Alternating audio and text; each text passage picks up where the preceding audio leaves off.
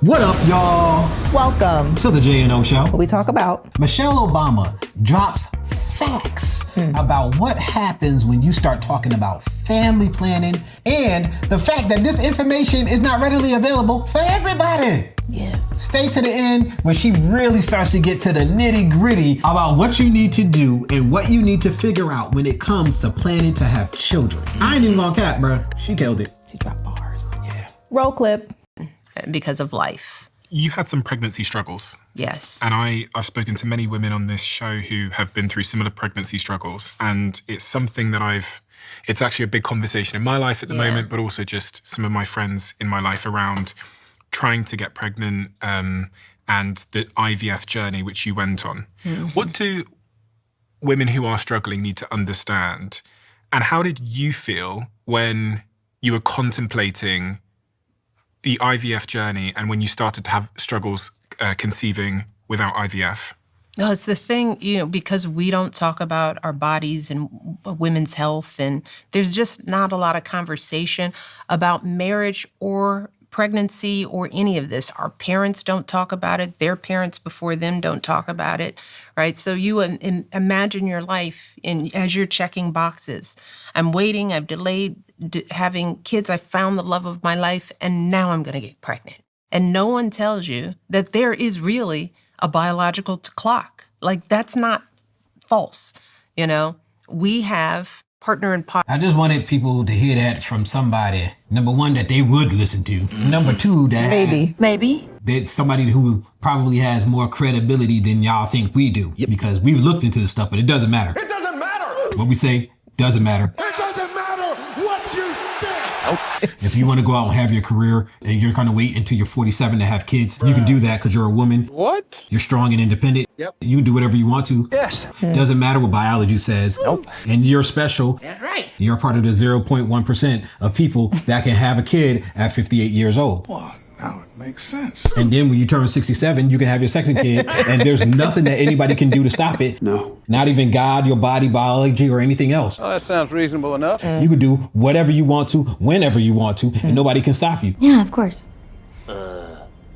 Yeah. So I wanted to show y'all somebody telling y'all about this who y'all trust, y'all love, and y'all adore. That's why I'm putting this here. Guys, we already knew this. We accepted it. We just moved on with it. You ain't lying. Oh, that's how it is? Well, okay. Well, that means I probably should get a younger woman if I want to have a bunch of kids. I want a lot of kids. I got to get a woman who's like in her 20s. That's the only way. Because, when you start lining up the time, it take about a year for you to do the kid thing. And then you can reset and start again next year. So if you take one kid per year and I want 8 kids, damn. We got to start when you're like 26, 25 years old. We got to start year after year. We drop kid, drop kid, drop kid. That's how math works. Yep. And I'm not going to try to undo math because of how I feel and what I think. I think math works. That's how men are. That's true. But some of y'all out there, though, you think your body care about how strong and independent you are. I'm so sorry. I'm sorry. Here's the thing that sucks. Like she said, ain't nobody telling folk this stuff. And then when you hear it from a podcast like this or some red pill podcast and they tell you about your biological clock, people get upset. Yeah. Conversations are being had now. But for people who are in their mid-20s and things of that nature, or in their early 30s, they're now getting this, but they weren't brought up knowing this. So there's that as well. This is wild, man. But prayerfully, all of that changes with this next generation that's coming up, because it is something that's being spoken on more, and hopefully they listen and understand, like, no, it's a real thing. It's not a myth. Oddly enough, it seems like they just generally are opting out of being married at all nowadays. That's sort of the response. It seems to be like, you know what, because the marriage and being with somebody and giving them myself and not finding out what it is, what I can do for you, but because you don't serve me, I just feel like I should just opt out of the whole marriage thing and just do. You think so?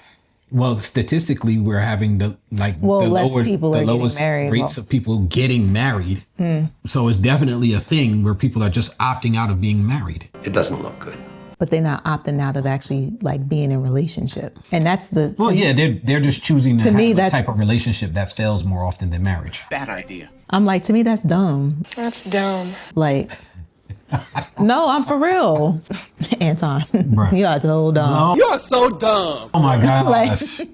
no, for real, because it's just like, so you would want to be perpetually in different relationship after the next. Oh, boy. Like one after the other. No, they think that one of them is going to work even with somebody who doesn't care whether or not they get married. So, here's one of the things that we found. All right, so they were talking about marriages, and they were talking about why people who get married tend to be able to stay in relationships longer than people who don't want to get married. Mm-hmm. And they were talking about the people that hold the values of getting married and want to do that and think that it's important to do that for a relationship. Mm-hmm. They usually have the type of characteristics that will make a relationship last long term anyway. Makes and sense. a big part of it is, especially if you're religious, if you think outside of yourself that I have to stay married because of X, Y, and Z, Mm-hmm. then that'll be another thing that extends it. There are a lot of other factors. I'm not going to sit here and act like everybody who's married is happy. I'm not going to act like everybody who's married is doing it because their relationships are so great. That's something that you get to decide that. Right. Like a lot of people who are even in like bad marriages is because the two people, or at least one of y'all, is deciding to have a bad marriage. All the power is in y'all hands. If you can choose somebody who has a similar mindset of, look, we not leaving no matter what, but what's the point of us being miserable? How about we make sure we're not miserable? That simple switch of finding somebody who thinks like that, it can change the trajectory of your relationship. Right. So y'all can do it now. I believe in you. You can do it. We have partner in podcast, Dr. Sharon Malone, who wrote a book, Grown Woman Talk, where she's sort of ripping the curtain off of women's health questions. And in a conversation with her, she reminded us that women, we are born with a finite set of eggs, and we don't get any more. And every month we're losing them. And so there is a period of time, usually, and it's different for everyone, usually in your 30s, where you go from fertile to not. And it's like falling off of a cliff. Damn. And I'm like, Bro, that wording, it's like falling off of a cliff. That's real talk, though. Bruh. It's just really sad that this is not something that's talked about more often. Or when it is talked about, people are pissed and they give you my friend, she was able to get pregnant all the way and she was 42 years old. Come on, man.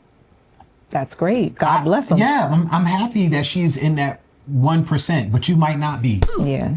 I wanted to put this out there. We're not done, but I wanted to put this out there for people who are considering family planning and you want to get married, because this is actually the channel by married people for married people and for people who want to be married. That's why we're here. So we're always going to speak to that demographic. This is why I'm putting this out there, so that y'all can have hard biological facts from the man's side too. Because if you're looking for a wife and you're looking at a woman and you're thinking about being with her, and family is super important, and you want to have a family of a certain amount of children, and she's 37. First of all, I'm not going to say just walk away. Y'all need to go to the doctor and see what's happening with the egg situation. Y'all need to have the conversation as to whether or not she froze eggs and all of that other stuff. I'm not saying that it can't work, but you got work to do. The younger she is, the better your chances of having that without having a whole bunch of drama. And IVF is expensive. You got that right. Tens of thousands of dollars. Is it one egg or one injection? Well, I don't know. Yeah, I guess one egg. Yeah, because I think it's for one round. One round of IVF is like $10,000 to $14,000. Something crazy. What the hell? And obviously it seems like it comes out of pocket, because it don't seem like nobody insurance cover that joker. Bruh. That's for one, and that's if it takes. And you have to understand, your egg can be healthy, but a lot of women don't understand, can your body actually go through that process? The reason that your body gets to a point where it's very hard for someone to get pregnant is because the health of your body is declining in general. Your body is actually telling you it's probably not a good idea for you to have a baby right now, because health-wise, you're going to be at risk. So we're not having any more kids. Yikes. Our bodies are made more than above everything to survive. I'm just trying to survive. And I can tell you, just because of how my back is and my knee and this left tricep right here and my my brachioradialis. Yeah, I know stuff. The way all of those is, when I hit the gym, y'all, I'm the old dude at the gym who ain't lifting a lot of weight, but I got mad equipment. I got a headband. I got wristbands. I got gloves. I got knee pads. Bruh. I got a belt on. I got ankle weights, and I'm bench pressing.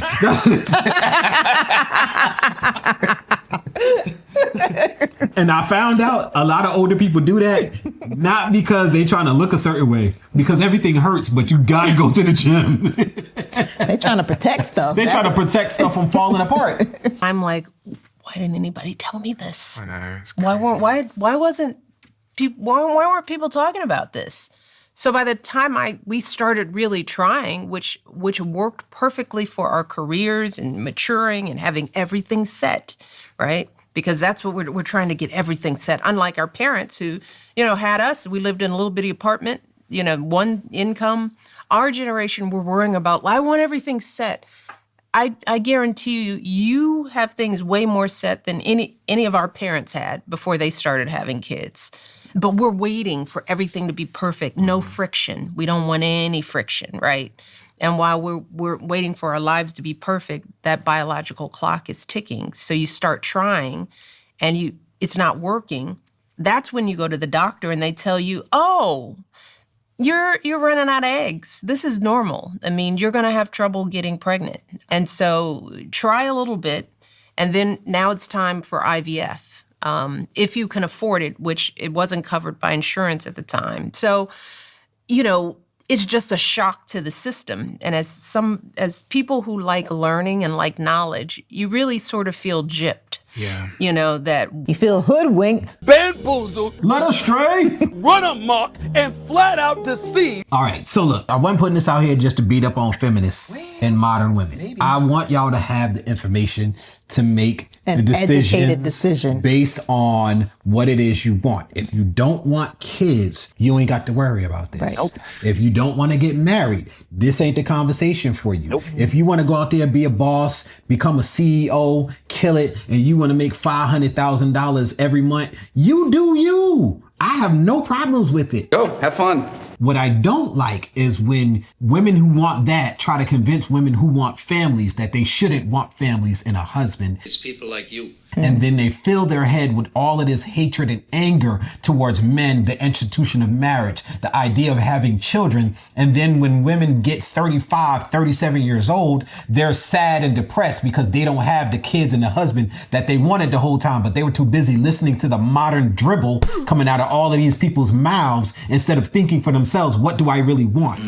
That's what I want you to do. Take the information. We have a lot of intelligent women and intelligent men. Do the work to figure out what you want. It's probably one of the hardest things for you to figure out. Yep. Not what your parents think you should have. Not what your church think you should have. All right. That's another misconception. The church should not be against people staying single. Nope. They should be against people passing out draws. Yep. It's nothing wrong with being single. Nope. At all. It's encouraged by Jesus and Paul. Yep. Like seriously. So whatever you want to do, you do it. I want to give y'all the information. I know I'm harsh. That's why I have my wife here so she can give it to y'all nice and soft. Now I got Michelle telling y'all nice and soft all of the stuff that I say harsh. I'm a guy. I don't really do good with the soft talk, but it's all good. I mean, that's pretty much it. Yeah. Comment your thoughts below and let us know what you think. And if you made it this far, go ahead and smash that subscribe button, turn on your post notifications, and give us a thumbs up. So that way you can tell YouTube you appreciate what we're putting down. What we're putting down. Okay? It really helps with the algorithm, y'all. Thanks. Hey, everybody. Down in the description, there are 2 links.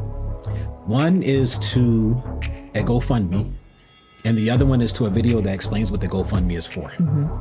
Long story short, we have a medical situation with our daughter that we have to pay for everything out of pocket, and we could really use you guys' help. Yes. If you have the time, we'd love for you to go check it out.